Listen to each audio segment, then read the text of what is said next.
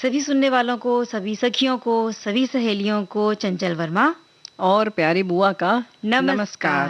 भाई सखा भी जुड़ गए हैं आज। हाँ भई, हमेशा ही जुड़ जाते हैं और प्रोग्राम में बातें कुछ ऐसी होती हैं और आज तो उनके मनपसंद विषय है तो पतंगबाजी जैसी बात होगी तो सखा तो अपनी-अपनी बातें बताएँगे।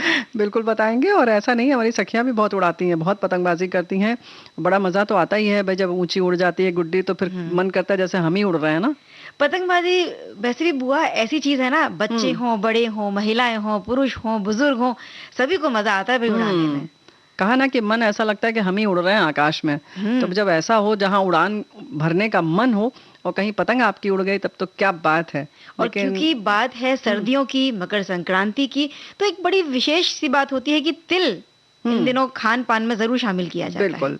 तो भाई हमारे साथी तो समझ गए होंगे, हमारे श्रोता बंधु, हमारे सभी श्रोता, कि आज हम बात करेंगे पतंगबाजी पर। ये अनूठी परंपरा और निराला खेल है, इसके हुँ। बारे में बात करेंगे।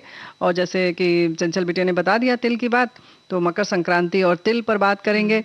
तो भाई पहले तो लोहड़ी की ढेर सारी बधाई हो हमारे सभी साथियों को, है ना। लोहड़ी की और सिर्फ़ लोहड़ी क्यों, तमिलनाडु में पोंगल कह के मनाते हैं, हम्म तो पोंगल की बधाई है और आसाम में बिहू, तो बिहू की बधाई। हाँ, अभी इस अलग-अलग पर प्रांतों में जिस-जिस नाम से इस पर्व को मनाया जाता है, उन सभी हमारे सुनने वालों को जो जहाँ जिस जगह बैठकर सुन रहे हैं, अपने-अपने पर्व की, त्योहार की या जो भी अवसर है, उसकी ढेर सारी बधाइयाँ। जी हाँ, ढेर सारी बधाइयाँ, शुभकामनाएँ। ऐसे ही पूरा वर्ष कह सकते हैं ना, नए साल का यह पहला त्योहार है जो हम हाँ। मनाने जा रहे हैं। लेकिन अभी कार्यक्रम की बात थोड़ी सी और बता दें कि आज हम सखी विशेष में लेकर हाजिर हैं महासुंदरी देवी। हुँ। और ये हैं मिथिला चित्रकार। तो हुँ। मिथिला कला जो है वो मधुबनी जो है मधुबनी कलाकारी, पेंटिंग, चित्रकारी हाँ। बहुत प्रसिद्ध है और बड़ी प्यारी भी लगती है। तो इसके बारे में बताएंगे, महासुंदरी जी के बारे में। तो लेकिन अभी जो हम बात कर रहे हैं कि ये एक ऐसा त्योहार है चंचल बिटिया कि पूरे देश में मनाया जाता है। भले ही नाम अलग अलग हों, हुँ। लेकिन ये फसल से जुड़ा हुआ है, वैसे ही सूर्य देवता से जुड़ा हुआ है। उनका राशि में जो बदलाव आता है, जैसे प्रवेश करते हैं, ये सब इसी सब से जुड़ा हुआ है। तो यही एक ऐसा त्योहार है, हमें लगता है कि पूरे हमारे देश में अलग अलग नाम से मनाया ही जाता है। हाँ बुआ, दक्षिणायन से उत्तरायण में सूर्य जो ग्रह है या हम देव कह के उनको बात करते हैं, जी उनका जब वो आते हैं तो स्वागत करते हैं और वो राशि भी अपनी बदलते हैं, धनु राशि को छोड़कर मकर राशि में प्रवेश करते हैं और इसीलिए इसे तो मकर संक्रांति कहते हाँ, हैं। मकर संक्रांति भी कहते हैं और बहुत सारी जगह तो इसका नाम ही उत्तरायण हाँ। है ना। और बसंत का स्वागत होता है, फसल कटती है क्योंकि नई फसल आई है तो जगह-जगह उस उपलक्ष्य में भी अलग-अलग जहाँ हम बिहू या लोहड़ी कहते हैं, तो इसी का स्वागत करके इनका नाम है। बिल्कुल। तो अलग-अलग तरह से मनाते हैं। आंध्र प्रदेश, केरल और कर्नाटक में इसे संक्रांति कहा जाता है। तमिलनाडु में इसे पोंगल पर्व के रूप में मनाया जाता है। पंजाब, हरियाणा में नई फसल का स्वागत किया जाता है, जैसे हम लोग अभी बता ही रहे हैं कि भाई लोहड़ी पर्व मनाया जाता है। असम में बिहू। तो ये त्योहार जो है बहुत सारी जगह इसे खिचड़ी ही नाम कहते हैं खिचड़ी, है ना। तो ये है कि उत्सव के आयोजन पर जो है ना, फिर जैसे खिचड़ी से हो ही गई बात, खान पान की चर्चा होगी। बिल्कुल बुआ, भाई त्योहार हो और खान पान की बात ना हो तो कुछ मजा भी नहीं आता ना। तो अलग अलग तरीके से जिस तरह से मनाते हैं तो खाने पीने में भी बड़ी विविधता होती है क्योंकि हमारा देश ही विविध रंगी है। बिल्कुल। और एक चीज जो सब जगह शामिल की जाती है वो है तिल। तो लड्डू के रूप में, चिक्की के रूप में या किसी भी रूप में अन्य बहुत सारे तरीके हैं, लेकिन तिल को शामिल ज़रूर करते हैं। बहुत सारी अभी हम बात करेंगे कि राशि से भी इसका मतलब है, मौसम से भी इसका महत्व है, ज़रूरत है हमारे शरीर की भी। तो कुछ इसी तरह से बातें होंगी। और हमारे एक साथी ने लिखा भी है कि मतलब इसके संग संग गन्ना भी खाया जाता है, बेर भी आ जाती है, तो उन सब का भी मज़ा लिया जाता है। लेकिन फिलहाल हम गीत का मज़ा लेते हैं पहले।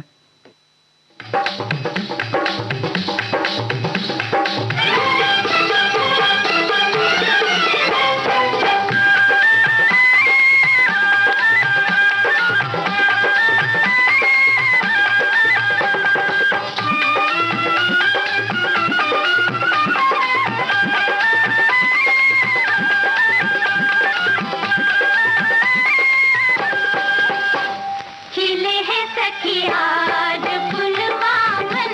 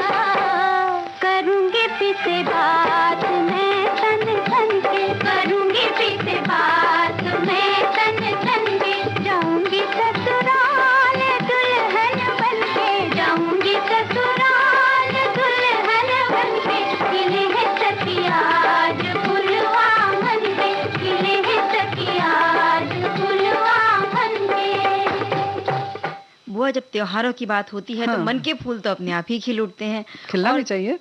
धर्म से भी जुड़ी हैं इस त्योहार की मान्यताएं। कहते जी। हैं कि तिल का जब दान करते हैं तो हुँ। शनि ग्रह के कुप्रभाव कम होते हैं और रोग से भी मुक्ति होती है अगर तिल को मिलाकर उस जल से स्नान किया जाए। हाँ। और बुराई पर अच्छाई की जीत मानकर कड़वी बातों को भूलकर नई शुरुआत करनी चाहिए। इसलिए जो मीठी चीजें हैं तिल से बनी हुई, चिक्की, लड्डू, बर्फी और अन्य चीज खाई जाती हैं हाँ, बुआ। कहा भी जाता है कि तिल गुड़ खाइए और मीठा मीठा बोलिए, हाँ, है ना? महाराष्ट्र में, मराठी में जब इसे कहते हैं तो कैसे कहते हैं? तो तिल तिल गुड़ घ्या, गोड गोड बोला। क्या बात है! तो यानी कि तिल गुड़ खाइए और मीठा-मीठा हाँ। बोलिए। तो ये सारी परंपराएँ इसीलिए हैं और वैज्ञानिक आधार की बात करें तो सब जानते ही हैं कि तिल के सेवन से शरीर गर्म रहता है। इस समय जो है खुश्की भी हो जाती है ना अपने त्वचा में, तो नमी भी मिलती है, उसके संग-संग तैलीय चीज़ खाने से हमारे जो त्वचा है उसमें भी मुलायमियत बनी रहती है। शरीर का तापमान गिरता है, गरम चीज़ खाने से ठीक रहता है और बाहरी तापमान से अंदरूनी जो तापमान है को जो संतुलित करने में ये तिल और गुड़ जो है वो बहुत कारगर साबित होते हैं। तो बुआ ये चीज़ें इसीलिए ऐसी बनाई जाती हैं। हाँ, और इसी तरह से आयुर्वेद के आधार पर इसे देखें तब भी इसका बड़ा महत्व है, हाँ। क्योंकि सर्दियों की जब मौसम होता है तो खरीफ की फसल में तिल आता है। हाँ। और 2 महीने में इसके पौधे में फूल आने लगते हैं, उसकी फसल तैयार हो जाती है। और काला तिल और सफ़ेद तिल और एक होता है लाल तिल, ये हाँ। खास तौर पर बड़े प्रचलन में होते हैं। काले तिल को बहुत ही सर्वोत्तम और पौष्टिक माना जाता है और कहते हैं कि तिल में आयुर्वेद के 6 रस में से 4 रस शामिल होते हैं। बताओ। तिल में कड़वापन, मीठापन और एक कसैलापन, ये तीनों चारों चीजें एक साथ मिल जाती हैं हमें। इसीलिए तो देखो हमारे यहाँ पूजन अर्चन में हर जगह इसका महत्व है और हाँ इसलिए बुआ। रखते हैं कि इसी बहाने हम खाएंगे और इसके महत्व को समझेंगे, देखेंगे तो जिज्ञासा तो होगी ही ना कि भाई ये क्या चीज़ है और इसमें क्या-क्या होता है। तो अब होने की बात अगर करें तो इसमें भाई कॉपर है, मैग्नीशियम है, आयरन है, मैग्नीज है, कैल्शियम, फास्फोरस, जिंक और विटामिन B1 जो है वो प्रचुर मात्रा में पाया जाता है ना? और बुआ, इससे गठिया की भी शिकायत दूर होती है और लिपिड प्रोफाइल भी इससे बढ़ता है और जो बैक्टीरिया है हमारे शरीर का उनका भी ये शमन करता है। और जो बहुत सारी हमारी पौराणिक कथाएं हैं वो भी इनसे जुड़ी हुई हैं। कहते हैं जब शनि देव के घर में सूर्य का आगमन होता है तो शनि महाराज तिल और गुड़ से अपने पिता का पूजा करते हैं, उन्हें खाने के लिए भेंट हाँ, करते हैं। क्योंकि सूर्यदेव के पुत्र ना शनिदेव माने जाते हैं। तो भाई जब नाराज हुए तो उन्होंने ऐसे ही उनकी अर्चना की, उनको खुश किया। तो बस हम लोग भी इसी तरह से खुश कर सकते हैं, है कि नहीं? बिल्कुल। और इस तरह से करने से जैसे हमारी मान्यताओं के अनुसार हम कहते हैं कि भई ईश्वर की कृपा या शनिदेव की कृपा हम पर बनी रहती है। बिल्कुल। और ज्योतिष की जो बात अगर हम करें तो वहाँ भी इसका महत्व बन जाता है। तिल और शनि का एक दूसरे से संबंध है और वहीं सूर्यदेव से भी इनका संबंध है। जब तिल और गुड़ एक साथ मिलते हैं तो शनि और सूर्य, इन दोनों के मिलन का प्रतीक इनको बताया जाता है। यानी कि तिल जो है वो शनि से संबंधित वस्तु है और गुड़ जो है वो सूर्य देवता से संबंधित है। तो इन दोनों का हम सब चाहते हैं कि जीवन में जो है कृपा बनी रहे। सूर्य का तो सामने दिखाई देता है, कुछ इसी तरह से बात शनि की है। लेकिन अगर कुल मिलाकर हम थोड़ा सा फिर बात आती है कि हम अपने स्वास्थ्य के बारे में सोचें, अपने शरीर के बारे में सोचने, तो फिर जाहिर है कि तिल और गुड़ दोनों बहुत अच्छा है। गुड़ में कितना आयरन होता है ना? और लड्डू बनाना भी तो बड़ा आसान होता है बुआ। हाँ, बांध लेता है। हाँ। बिखरी हुई जो तिल होती है छोटी-छोटी, उनको समेट के एक जगह मुट्ठी भर में बांध देता है और ना? हमारी सखियां बड़ी होशियार हैं, जरूर बनाती होंगी वो तिल के लड्डू। हाँ। और इस बार भी वो तैयारी में लगी होंगी। बिल्कुल। और इसके बाद बुआ अब हम बात करेंगे महासुंदरी देवी जो मिथिला चित्रकार है। लेकिन एक गीत सुन ले पहले। हाँ, लेकिन एक चीज और बड़ी जरूरी है। अच्छा, गीत सुनना है? नहीं, आपकी जरूरी चीज हम पहले सुनेंगे बुआ। बिल्कुल सुनेंगे, क्योंकि हमारे साथी ने लिखकर भेजा है। हम लोगों ने कुछ नाम तो बताए, लेकिन लोहड़ी, पोंगल, मकर संक्रांति, इन्होंने और भी बताया, भोगी, कालाष्टमी और केंदुली मेला, माघी, बिहू, भोगली बिहू भी कहते हैं इसको।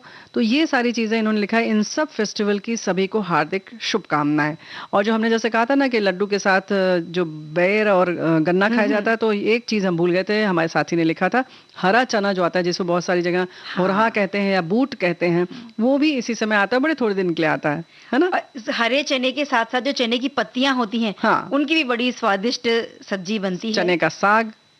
और भाई हम जैसे हम बता रहे थे बुआ कि हम बात करेंगे मिथिला चित्रकार की, तो दुनिया भर में मधुबनी पेंटिंग ने अपनी पहचान बना ली है। लेकिन इसके बावजूद एक ये तथ्य बुआ ये भी है कि जिन कलाकारों ने इस कला को बहुत ऊंचाई तक हम पहुंचाया है। बहुत सारे लोगों के बारे में हम जानते ही नहीं है, इसीलिए हमने सोचा चलिए आज हम इन्हीं के जीवन के बारे में बात करें। बिल्कुल बताएंगे। और मिथिलांचल की जो महिलाएं हैं सदियों से पर्व त्योहार और सामाजिक उत्सवों के अवसर पर मिट्टी और प्राकृतिक रंगों के माध्यम से घर आंगन दरवाजे पर चित्रकारी करती आ रही हैं। और इन चित्रों के मुख्य विषय देवी देवता, ग्रह नक्षत्र, सूर्य चंद्रमा, नाग नागिन, अष्टदल, स्वास्तिक, सुतारी, त्रिशूल, कुजागरा, पृथ्वी, शंख इत्यादि होते थे। जो आसपास देखते हैं वही चित्रित कर देते हैं ना, चाहे वो कोई कढ़ाई हो, मतलब एम्ब्रॉयडरी वगैरह, उसमें भी वही सब चीजें हम बनाते हैं जो देखते हैं। और बुआ अभी हम बातों को आगे बढ़ाएंगे, लेकिन एक छोटे से अंतराल के बाद। बिल्कुल।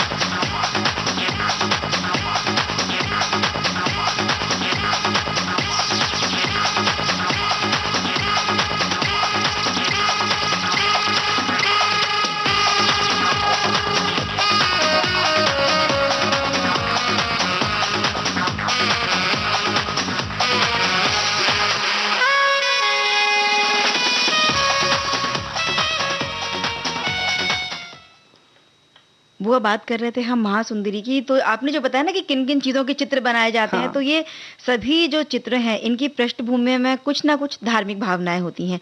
और उस दौरान महिलाएँ जो चित्रकारी करती थीं, उसकी मौलिकता को बरकरार रखते हुए इसमें नयापन बिल्कुल पेश करना, तो इसको ऊँचाई अगर दी, तो वो नाम है महासुंदरी देवी। और ऐसा ही नहीं कि मतलब एक तो कला उन्होंने किया, उसके संग-संग कागज़ के साथ-साथ उन्होंने जिस पर बनाया जाता था, उसमें भी बहुत सारे प्रयोग किए। शुरुआत की बल्कि कहना चाहिए, बोर्ड पर जैसे बनाया, कपड़े पर बनाया, प्लाईवुड पर बनाया और इस तरह से किया। ऐसे ही साड़ी पर बनाने वाली वो पहली हैं। सभी ने उसे पसंद भी किया, सराहा भी। और आज अगर मधुबनी पेंटिंग जो है विश्व बाजार में रोजगार का सबसे बड़ा कला माध्यम है, तो उसका श्रेय इन्हीं को जाता है। और अपनी रचनाओं के माध्यम से इन्होंने दुनिया से इसको अवगत कराया।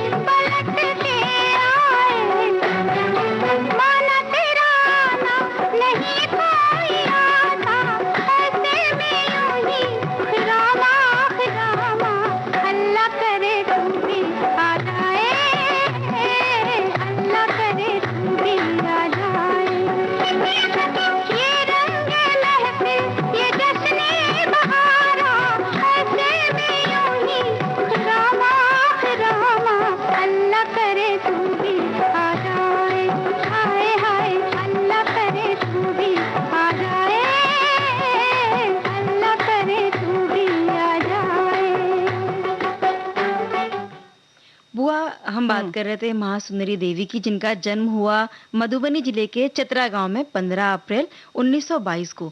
और एक बड़ी दुखद बात ये थी कि ये सिर्फ 5 साल की थी, तभी इनके माता पिता चले गए, यानी इनका स्वर्गवास हो गया। और फिर इनकी परवरिश की इनके चाचा चाची ने। और प्राथमिक शिक्षा के साथ साथ सामाजिक, सांस्कृतिक, पारंपरिक, कला की व्यावहारिक शिक्षा पूरी हुई। और हालांकि उन दिनों लड़कियों को उतना नहीं पढ़ाया जाता था।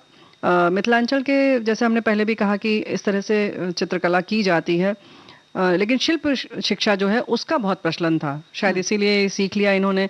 जैसे कि मिट्टी, घर में मिट्टी, पेपर मैशी, कपड़ा और सिक्के से गुड़िया बनाना, खिलौने और ढेर सारी जो ना दैनिक उपयोग की चीजें वगैरह भी बनाई जाती थी। यहाँ तक कि हाथ का पंखा वगैरह भी ना कपड़ा उपड़ा जोड़ के उसमें माचिस आदि लगा के झुनझुने जैसा बना दिया जाता था, इस तरह से ना।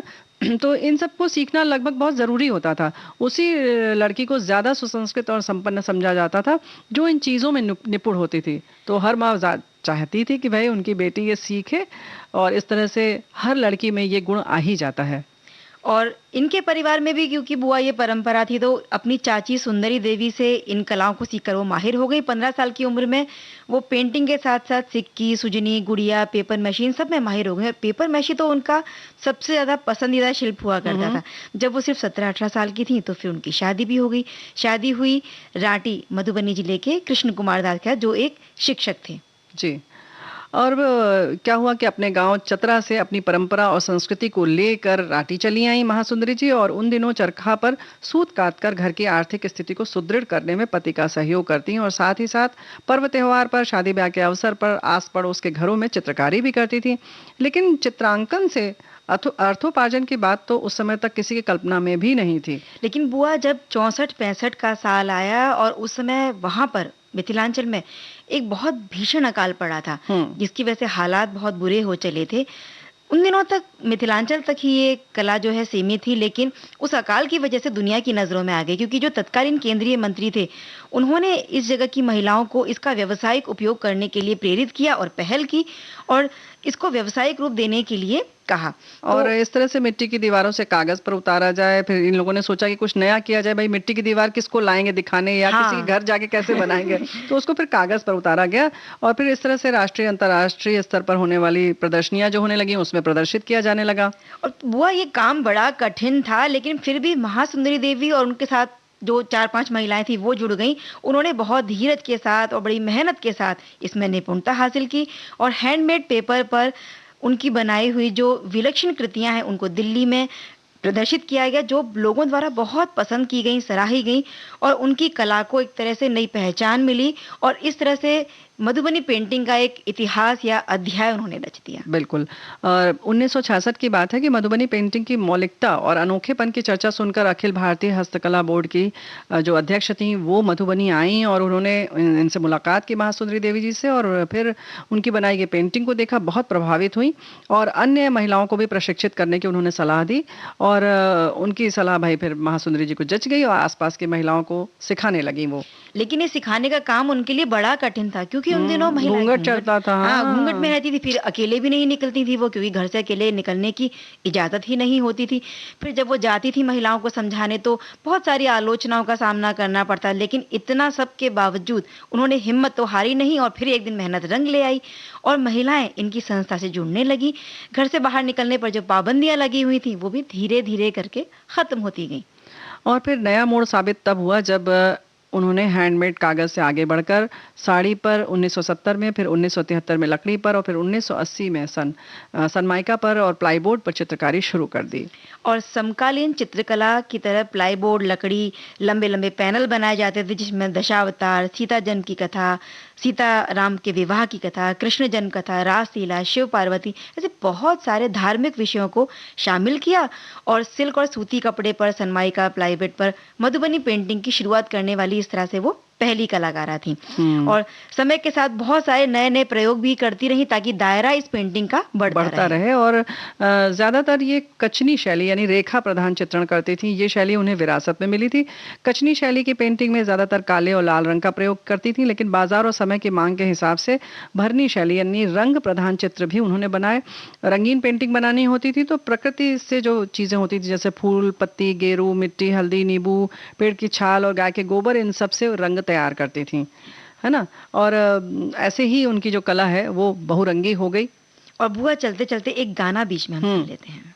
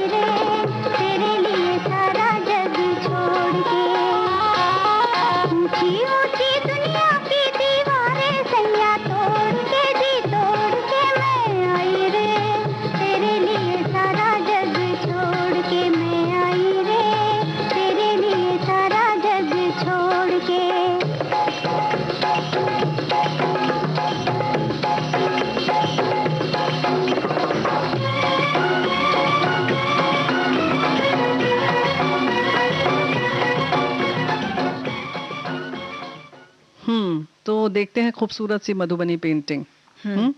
जब उनकी ये पेंटिंग्स जगह जगह प्रदर्शित होने लगी और लोगों की सराहना मिलने लगी, तो वही लोग जो इन पे कटाक्ष करते थे, इनकी आलोचना करते थे, इनकी प्रगति को, खुशहाली को देखकर अपने घर की महिलाओं को भी इनके यहाँ भेजने लगे ताकि वो भी सीखें और आगे बढ़ें। क्योंकि होती ही थी चित्रकारी ऐसे तरह तरह के रामायण प्रसंग, और जो हमने जैसे बताया ना कि जो हमारी धार्मिक चीज़ें थी उन्हीं को चित्रित करती थी।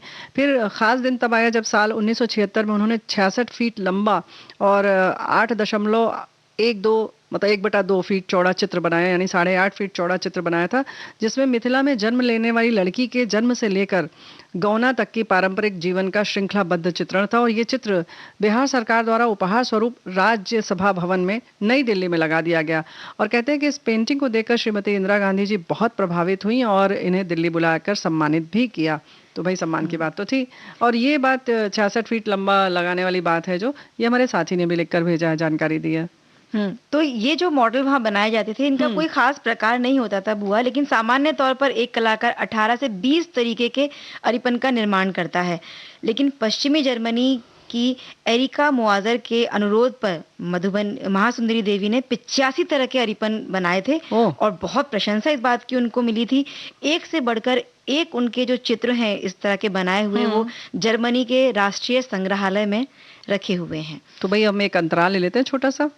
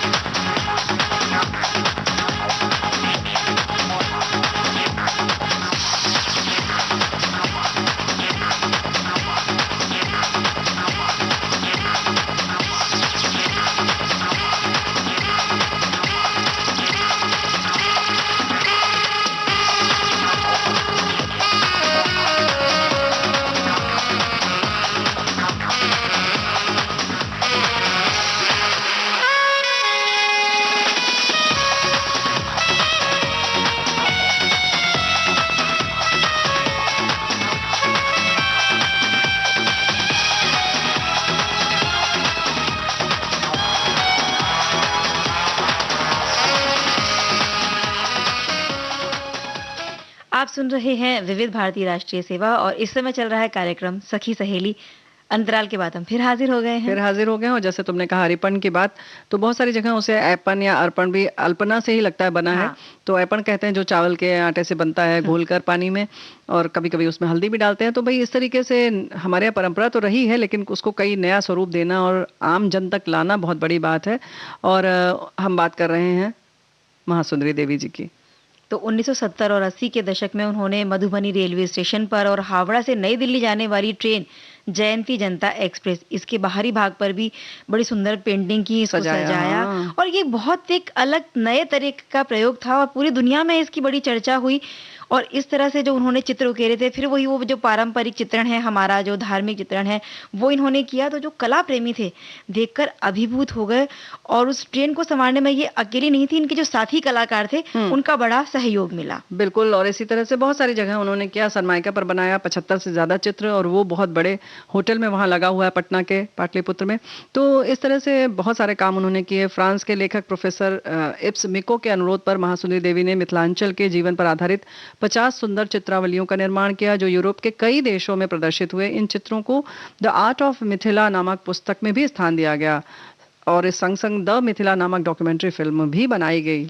और वह इन चित्रों की विशेषता ये थी कि करची की कलम, फूस की खाटी, धागों और बिल्कुल प्राकृतिक रंगों की सहायता से सीधी रेखा, गोले, चौकोर, त्रिकोण, इनमें वो चित्र बनाए गए थे, जो कि किसी को भी बड़े आश्चर्य में भी डाल सकते थे। और पाब्लो पिकासो, जो कि स्पेन के बहुत महान चित्रकार हैं, उन्होंने जब इन चित्रों को देखा तो मंत्रमुग्ध हो गए। और उनके बारे में पिकासो ने कहा कि लोग मुझे बड़ा कलाकार मानते हैं, लेकिन जब मैं ऐसे कलाकारों की कला को देखता हूं तो पाता हूं कि ये तो मुझसे भी बड़ी कलाकार है। हाँ भाई, क्यों नहीं हो। देखो, अगर जाहिर है उन्होंने जानकारी भी हासिल की होगी कि कैसे बनाती हैं। तो महासुंदरी जी जो है नीब की जगह धागे का प्रयोग करती हैं लाइन खींचने के लिए। धागों को रंगों में डुबोकर पलक झपकते ही त्रिभुजाकार, षटकोण, चतुर्भुजाकार, वर्गाकार, तरह तरह के चित्र का खाका तैयार कर लेती हैं थी मतलब। और फिर करची की कलम और पेहुआ यानी कि झाड़ की लकड़ी या फूस की लकड़ी पर रुई लपेट कर जो होता है वो कचनी भरनी कर लेती हैं, यानी उसमें रंग भर लेती हैं। तो ये देखकर किसी को भी सहसा विश्वास नहीं होता था कि बिना पटरी यानी स्केल के, प्रकार के या अन्य औजार की सहायता से इस तरीके की सीधी रेखाएं या बिना नापे ही उंगली का इस्तेमाल करते हुए ये सब किया जा सकता है ना। बिल्कुल, यही तो उनकी कलाकारी थी। और इस चित्रकारी के लिए बहुत सारे पुरस्कार उन्होंने जीते, बहुत सारे सम्मान उन्हें दिए गए। साल 1978 में बिहार सरकार ने इन्हें राज्य पुरस्कार से सम्मानित किया। साल 1982 में तत्कालीन राष्ट्रपति श्री नीलम संजीव रेड्डी जी के द्वारा राष्ट्रीय पुरस्कार इन्हें दिया गया। और साल 1996-97 में मध्य प्रदेश का सर्वश्रेष्ठ सम्मान राष्ट्रीय तुलसी सम्मान, ये भी इन्हें प्राप्त हुआ। और साल 2008 में शिल्प गुरुग्राम से ये सम्मानित हुई। और 2011 में हमें पद्मश्री से भी नवाजा गया। तो भाई इतने सम्मान की वो हकदार थीं। और मधुबनी पेंटिंग में पद्मश्री पाने वाली ये चौथी कलाकार है, यानी कि इससे पहले भी लोगों ने बनाया। उनमें नाम आता है जगदम्बा देवी का, गंगा देवी का और सीता देवी का। तो उन्हें भी ये सम्मान मिल चुका था और जापान में अवस्थित जो मिथिला म्यूजियम है, इसके उद्घाटन समारोह में इन्हें मुख्य अतिथि के रूप में आमंत्रित किया गया था। फ्रांस, मॉरिशस में भी इनके चित्रों की प्रदर्शनी लगी मतलब। और जब इनसे पूछा जाता था कि भाई आपने किस आर्ट कॉलेज से पढ़ाई की है, जब ये कहती थी कि भाई घर में ही अपनी माँ, दादी, चाची, नानी इनसे ही हमने सीखा है, तो लोग सुन के इस बात को बड़ा हैरान रह जाया करते थे। और जैसे आपने बताया ना कि गंगा देवी को भी पहले पद्मश्री मिल चुका है, ये और गंगा देवी बड़ी अच्छी सखी हुआ करती थी क्योंकि दोनों एक ही गांव से ताल्लुक रखती थी। तो बहुत सारे लोगों की ये प्रेरणा स्रोत भी रही हैं। और इसके संग संग जैसे कि आश्चर्य की बात तो होनी ही नहीं चाहिए, मतलब होता तो है आश्चर्य क्योंकि लोक कला है, आप जहाँ से सीखते हैं तो फिर आप वही स्केल और आदि से ही सहायता से ही बनाते हैं। जैसे ये सीधे खींच लेती थी धागे से और इन सब चीज़ों से, ये घर में ही सीखा जा सकता है ना। लेकिन इतनी ख्याति प्राप्त कलाकार जो हैं वो 4 जुलाई 2013 को 91 वर्ष की उम्र में इस संसार को अलविदा कह गईं। लेकिन बहुत सारे लोगों को वो प्रेरणा दे गई और आगे चलकर मिथिला पेंटिंग को नई ऊंचाइयां मिलती रहीं। आज भी इनका नाम लोक जनमानस में जीवित है और इनकी जो स्मृतियां हैं मधुबनी पेंटिंग भरकर लोगों को प्रेरणा दे रही हैं। बिल्कुल।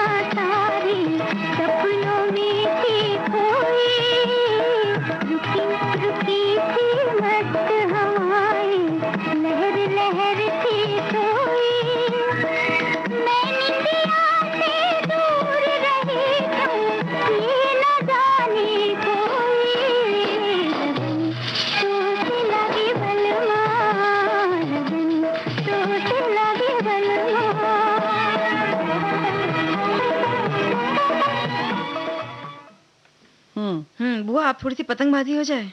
हाँ चलो, ये भी नेकी और पूछ पूछ। बिल्कुल, क्योंकि त्योहारों का देश है और इतने सारे त्योहार मनाए जाते हैं। इन्हीं में से एक मकर संक्रांति है यानी उत्तरायण, जिसे पतंगों का त्योहार भी कहते हैं और बड़े खुश होकर हर्ष के साथ उल्लास के साथ से मनाते हैं और रंग बिरंगी पतंगों से पूरा आसमान ही बुआ रंग बिरंगा सा हो जाता है ना। और बड़ा रोमांचक लगता है ये खेल देखने में। और एक नए मौसम की शुरुआत है। पतंगबाजी की परंपरा भी बेहद प्राचीन है। देखो ना, क्योंकि हमने कहा कि मौसम की बदलाव होता है, इस पर हमारी एक सुनने वाले हैं, हमारे श्रोता लिखते हैं कि कलकत्ता में हमारी सासू माँ बोलती थी, लोहड़ी की आग में तिल डाला जाता है और बोला जाता है, तिल चटका जाड़ा सटका, यानी कि अब जाड़ा जो है धीरे धीरे सटक रहा है, जा रहा सटक भी रहा है। और ऐसे ही कुछ कहावत है उसमें, बात की लाइन ये भी है कि इसी दिन से दिन जो है वो तिल तिल करके बढ़ता है। हमारे साथी ने भी लिखा है, वैसे कुछ ऐसा है, पहले की लाइन कुछ और है, और दिन है तिले तिल बाढ़े, बढ़ता है मतलब। तो ऐसे दिन भी बड़ा होने लगता है तिल तिल करके, थोड़ा थोड़ा करके। लेकिन परंपरा की बात है। और हमारे साथी ये भी लिख रहे हैं कि जो तुम कह रही हो ना कि रंग बिरंगा आकाश हो जाता है, लेकिन ये भी लिख रहे हैं कि मान्यताओं के मुताबिक मकर संक्रांति पर पतंगबाजी की परंपरा इससे निभाई जाती है ताकि लोग सूर्य की किरणों के संपर्क में आ सके। धूप के संपर्क में आने मात्र से ही त्वचा के संक्रमण और सर्दी से जुड़ी समस्याओं से निजात पाया जा सकता है। और सूर्य के शुरुआती किरण विटामिन डी का अच्छा स्रोत है, स्वास्थ्य के लिए फायदेमंद माना जाता है। पहले कागज को चौकोर काट कर पतंगे बनाई जाती थी, लेकिन आज एक से बढ़कर एक डिजाइन, आकार, आकृति और रंगों वाली भिन्न भिन्न प्रकार की मोटराइज्ड एवं फाइबर ग्लास पतंगे उपलब्ध हैं, जिन्हें उड़ाने का एहसास अपने आप में अनोखा और सुखद होता है। कागज वाली का अपना मजा था। बिल्कुल सही बात है, कागज वाली का अलग मजा होता है। और जैसे इन्होंने लगा ना सेहत से जुड़ी हुई बातें, तो जब हम पतंग उड़ाते हैं तो वाकई में सेहत के लिए तो ये अच्छा है ही, क्योंकि हमारा मुंह पूरी ओर ऊपर की तरफ रहता है, मुंह खुला रहता है ताकि ऑक्सीजन अच्छे से मिलती है हमारी सांसों को। और हमारे हाथ, कंधे, कमर, आंखें सभी की अच्छी खासी कसरत हो जाती है, और पैरों की भी होती है क्योंकि हम खड़े रहते हैं। अरे छत पर खड़े रहते हैं और बार बार खाना और सामान लेने के लिए नीचे ऊपर करते रहते हैं, और खाना भी तो रहता है कुछ कुछ। और बड़ी पॉजिटिविटी का मतलब एक सकारात्मकता का संचार होता है, सारे लोग एक संग मिलते हैं। नहीं तो अब परिवार में एक साथ मिलकर बैठने की परंपरा ही लगभग खत्म हो गई। ये ऐसा समय है कि सारे लोग आनंद लेते हैं। और वैज्ञानिक मत है कि पतंग उड़ाने से शरीर तो स्वस्थ रहता ही है, मस्तिष्क भी तनाव मुक्त होता है, तुरंत निर्णय लेने की क्षमता बढ़ती है, उस पर पुष्ट होती है। और धूप से सर्दियों में होने वाली, जैसे हमने अभी बात की कि संक्रमण आदि तो बचते ही हैं, आंखों की जो है ना हमारी एक्सरसाइज बहुत अच्छी हो जाती है। इतना पतला धागा देखना उस धूप में इतना आसान काम नहीं है। बिल्कुल, आंखें एकदम चौकन्ना रहती हैं। और ये हम कह सकते हैं कि बाकी खेल खिलौने या जो भी खेल हैं वो कई बार हो सकता है कि आर्थिक उपार्जन की वजह से वो आपकी क्षमता से बाहर हो, लेकिन ये ऐसा खेल है कि आप सभी इसमें हिस्सा जरूर ले सकते हैं। आप खुद भी किसी कागज से पतंग बना सकते हैं, और सभी ने ये मजा जरूर लिया होगा। और हवा में जब ये हल्की सी पतंग उड़ती है तो ये निराला खेल किसी बड़े मैदान की मांग ना तो करता है, और ना ही आप ये शौक इतना महंगा है कि भाई कोई इसे खेल ना सके। लेकिन क्योंकि अब मैदान नहीं रहे, पहले बड़े बड़े आंगन होते थे, छतें होती थी, तो बहुत ज्यादा पतंगबाजी होती थी। लेकिन बड़े शहरों में, महानगरों में धीरे धीरे सिमटता जा रहा है, क्योंकि वहां पर फ्लैट सिस्टम आ गया है और लंबी ऊंची इमारतें होती हैं, तो छतें भी वहां की बंद रहती हैं। फिर अगर आपका घर थोड़ा नीचा है, सामने बड़ी इमारत है, तो भी थोड़ी दिक्कत तो होती है। लेकिन फिर भी अगर मन में शौक है तो आप उड़ाएंगे तो है, ये पतंग मान तो नहीं जाएंगे। और बिल्कुल ना मानिए, आप खूब मजे लीजिए। ऐसे दोस्त के घर चले जाइए जहाँ की छत बहुत ऊंची हो, और अलग अलग जगह मनाते ही हैं। गुजरात में संक्रांत से एक महीने पहले से ही लोग अपने घरों में पतंगों को बनाना शुरू कर देते हैं। उत्तरायण में या मकर संक्रांति पर जब सर्दी गर्मी में बदलाव शुरू होते हैं, यानी बसंत का आगमन हो रहा होता है, तो ये किसानों के लिए भी एक संकेत है कि सूरज वापस आ गया है और उनकी फसल पकने का मौसम आ गया है। गुजरात के अलावा अन्य राज्यों में जैसे बिहार, पश्चिम बंगाल, उत्तर प्रदेश, राजस्थान और दिल्ली में भी इस त्योहार को मनाया जाता है, यानी पतंगबाजी इस दिन जरूर की जाती है। लोग अपने हाँ बुआ, तमिलनाडु में भी इसे मनाया जाता है, और वहां पर समुद्र तट पर बड़ी पतंगबाजी की जाती है। और जो पतंगे बनाई जाती है ना, उनमें फिल्म स्टार्स या कार्टून बना दिए जाते हैं, जिससे लोगों को मजा और दुगना हो जाता है। और दिल्ली में आजादी वाले दिन यानी स्वतंत्रता दिवस पर पतंगे उड़ाई जाती हैं, क्योंकि वहां ऐसा मानते हैं कि पतंग उड़ाना स्वतंत्रता की भावना का प्रतीक होता है। तो भाई अलग अलग दिन, वैसे तो पतंगबाजी कुछ जगहों पर, खास जगह पे, जैसे कि दीपावली के दूसरे दिन जमघट बोलते हैं लखनऊ में, उस दिन उड़ाते हैं पतंग। तो अलग अलग दिन मनाते हैं। लेकिन हाँ, मकर संक्रांति पर यानी खिचड़ी पर ज्यादातर लोग मनाते हैं। अच्छा, पहले के जमाने में तो वो आलू वगैरह आदि से जोड़ा जाता था, पतंग फट जाती थी तो दौड़ के नीचे जाते थे, फिर उबला हुआ आलू लाते थे, या नहीं कुछ तो भात मिल जाए, खिचड़ी ही मिल जाए, क्योंकि खिचड़ी बनती थी उस दिन, तो खिचड़ी लपेट के रख लिया जाता था कोने में। वो ज्यादा मतलब कीमती होता था पतंग से ज्यादा, क्योंकि जो जोड़ने वाली चीजें जो थी वो ज्यादा उपलब्ध नहीं थी। और पतंग का मांझा, जो बड़ा पक्का धागा होता है, जब उससे उंगलियां कट जाती थी तो कोई ना कोई घर की ही कोई जो पुराने कपड़े उनको फाड़ कर हाथ पर लपेट लिया जाता था। हाँ, इस तरह से मतलब फर्स्ट एड वगैरह सब रखा जाता था, पतंग का भी और खुद का भी, है ना। और जब ये खेल है तो भाई इसमें फेस्टिवल का आयोजन भी बुआ होता है। दिल्ली में जनवरी के महीने में पतंग फेस्टिवल मनाया जाता है। गुजरात में 7 जनवरी से 15 जनवरी तक इंटरनेशनल काइट फेस्टिवल का आयोजन होता है, और जहाँ दूर-दूर से बहुत सारे विदेशी भी आते हैं इसका मजा लेने बहुत के लिए। ज्यादा आते हैं। और ये जो हम लोग चौकोर चौकोर पतंग केवल उड़ाते हैं, केवल वैसी पतंगे नहीं उड़ती हैं, वहाँ हर आकार की उड़ती हैं। मतलब एक महिला के चेहरे का पूरा आकार होगा, या पूरी एक लगेगा कि आपको जीप उड़ रही है, ऐसी ऐसी आकार की पतंगे उड़ती हैं। मिकी माउस, मतलब ऐसे ऐसे जो कार्टून के जो चित्र हैं वो केवल छपे नहीं होते कागज पर, वो बिल्कुल वैसे ही जैसे बहुत बड़े होते हैं, बहुत बड़े और बहुत खूबसूरत खूबसूरत होती हैं पतंगे की, वाकई देखने लायक होता है। बिल्कुल ऐसे ही तेलंगाना में भी पतंग महोत्सव होता है, और इस महोत्सव की खास बात यह है बुआ कि यहाँ पर एक स्वीट फेस्टिवल भी आयोजित किया जाता है, जिसमें बहुत सारी यानी हजारों तरह की मिठाइयों का भी लुत्फ लोग उठाते हैं। और जयपुर के इंटरनेशनल काइट फेस्टिवल में बहुत सारे विदेशी पतंगबाज भी अपना हुनर दिखाने आते हैं। चंचल बिटिया, ऐसा है, अभी हम यही सोच रहे थे कि खाना, अब भूख लग रही है और तुमने कह दिया कि हजारों तरीके की मिठाई। तो भाई मिठाई तो नहीं खा सकते, लेकिन गीत तो सुन सकते हैं। भाई गीत का ब्रेक ले लो, तुम तो बताए जा रही हो।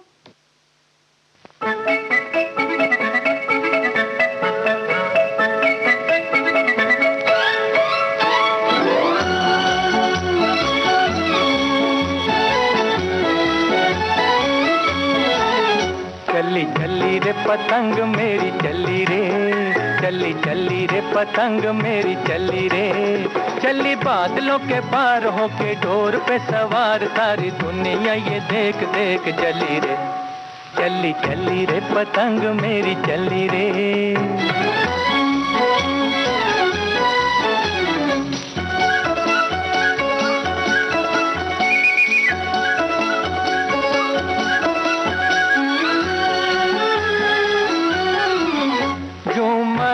हवा में लहराए, जैसे उड़न खटोला उड़ा जाए, यूं मस्त हवा में लहराए, जैसे उड़न खटोला उड़ा जाए, लेके मन में लगन जैसे कोई दुल्हन चली जाए रे सांवरिया की गली रे, चली चली रे पतंग मेरी चली रे, चली चली रे पतंग मेरी चली रे, चली बादलों के पार होके डोर पे सवार, सारी दुनिया ये देख देख चली रे, चली चली रे पतंग मेरी चली रे।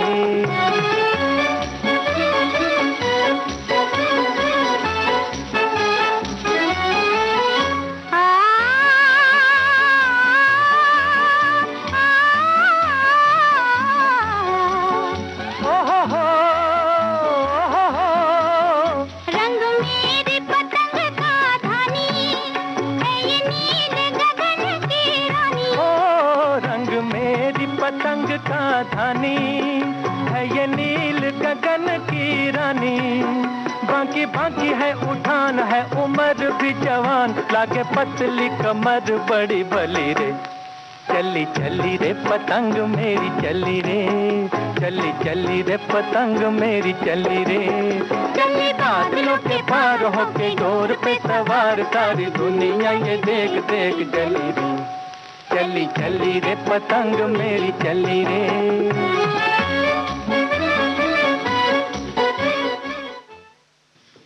वह पतंग उड़ाना सिर्फ एक शौक या खेल नहीं, लेकिन ये हमें जीने की प्रेरणा भी देता है। ये ऐसा खेल है क्योंकि एक डोर के सहारे आसमान छूने की जो कोशिश करती है छोटी सी पतंग, वो हमें मनोरंजन तो देती है और मनोरंजन का साधन हम इसे मानते आए हैं, लेकिन ये जीवन की कला हमें सिखाती है।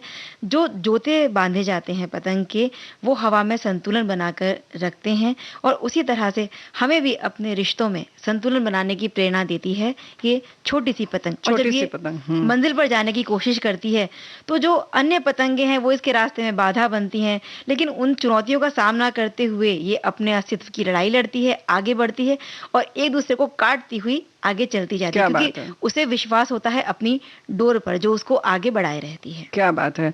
और ऐसे ही हमारे साथी ने लिखा है, पतंग अपनी काबिलियत से उड़ती है, कागज अपनी किस्मत से, इसलिए पतंग हमें सिखाती है काबिल बनो, सफलता आपको जरूर मिलेगी। वहीं एक बात और पतंग सिखाती है कि जब मतलब आप आसमान में उड़ते रहो चाहे जितनी देर तक, लेकिन बाद में नीचे आना ही है ना, क्योंकि दूसरे दिन आप देखते हैं सब इधर उधर कहीं पेड़ पर अटकी हैं तो कहीं जमीन पर पड़ी है पतंग। तो पड़ी से मतलब ये है कि कि आपको धरती पर आना ही है तो धरती से जुड़े रहिए। आप ये ना सोचिए कि आज आप बहुत ऊंचे उड़ रहे हैं तो उस तरह से आपको कहीं अहंकार हो जाए, है ना।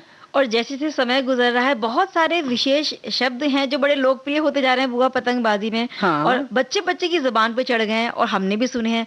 पतंग और मांझा, मांझा यानी कि जो डोरी होती है जिससे जी। पतंग उड़ाई जाती है। चरखा यानी जिस पर वो पूरा मांझा लपेटा जाता है वो चीज। पेच लड़ाना, ढील देना, खींच लगाना। और एक शब्द है काई पो।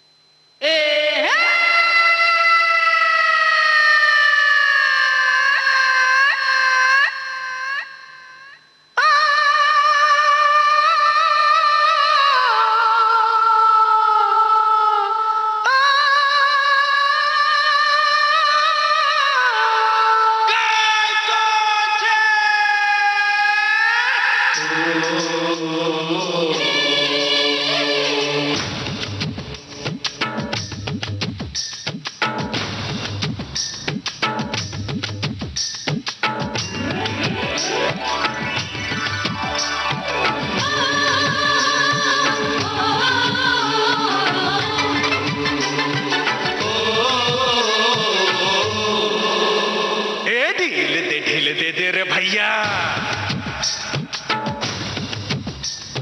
ढील दे दे रे भैया, उस पतंग को ढील दे जैसे ही मस्ती में आए। अरे जैसे ही मस्ती में आए उस पतंग को खींच दे, ढील दे दे रे भैया। तेज तेज तेज है मांझा अपना तेज है, तेज तेज तेज है मांझा अपना तेज है। उंगली कटकती है बाबू हो, उंगली कटकती है बाबू, तो पतंग क्या चीज है रे। ढील दे रे भैया, ढील दे रे भैया, उस पतंग को ढील दे जैसे ही मस्ती में आए। जैसे ही मस्ती में आए उस पतंग को खींच दे, ढील दे रे भैया।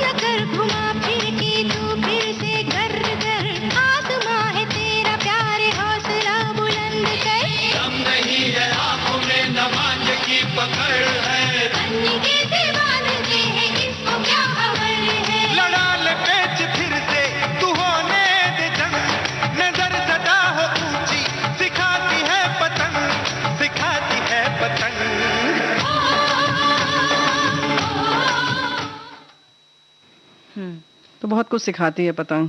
और ये भी हमारे साथी ने लिखा है कि अपनी डोर से बंधी रहती है, यानी अपने संस्कारों से आप बंधे रहिए।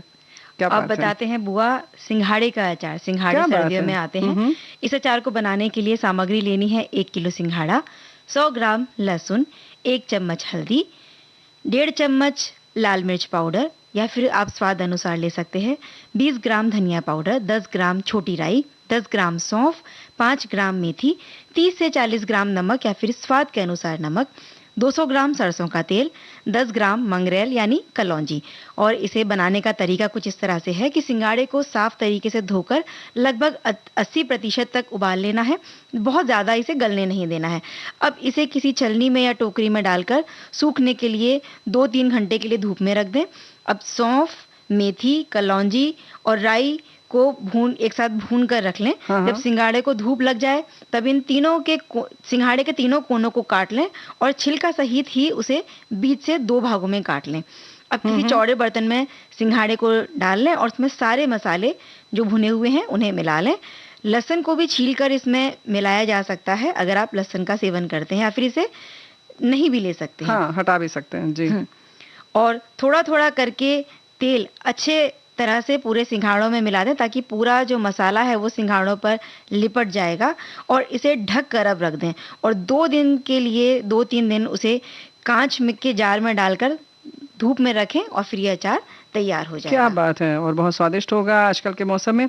ऐसे ही हमारे साथी ने लिखा है कि सर्दियों के अचार में 7-8 दिन खाने वाला अचार है। गोभी, मटर, गाजर, बड़ी हरी मिर्च 1 कटोरी, बारीक कटा हुआ धोकर साफ किया होना चाहिए। इसमें नमक और हल्दी मिलाकर 7 से 8 घंटे तक 1 कटोरी में रख दें। इसे बीच बीच में हिलाते रहें, बड़ा कटोरा होना चाहिए, है ना। और 7 घंटे हो जाए तो ये पानी छोड़ दे, तब पानी निकाल दें, इसे कपड़े में फैला दीजिए।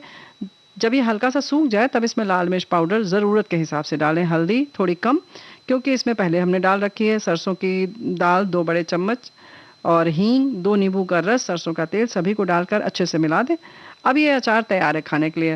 हालांकि इसको हल्का सा आप उबाल भी सकते हैं और बिल्कुल उबलते हुए पानी में डालिए और तुरंत निकाल के उसकी भाप उड़ जाने दीजिए, तब सब चीज़ मिला दीजिए। अब बुआ, हमारा भी एक गाना तैयार है इस समय बजने के लिए, सुनते हैं।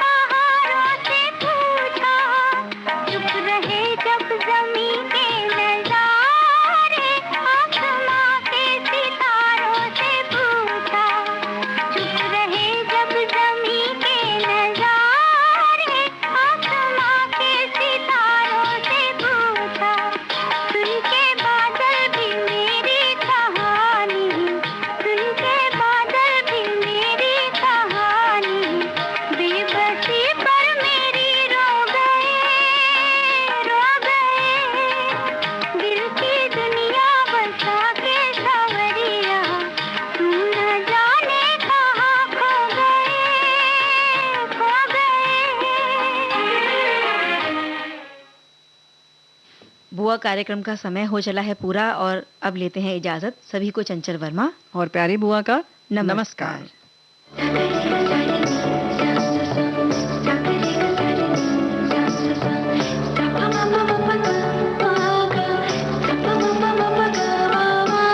सखी सहेली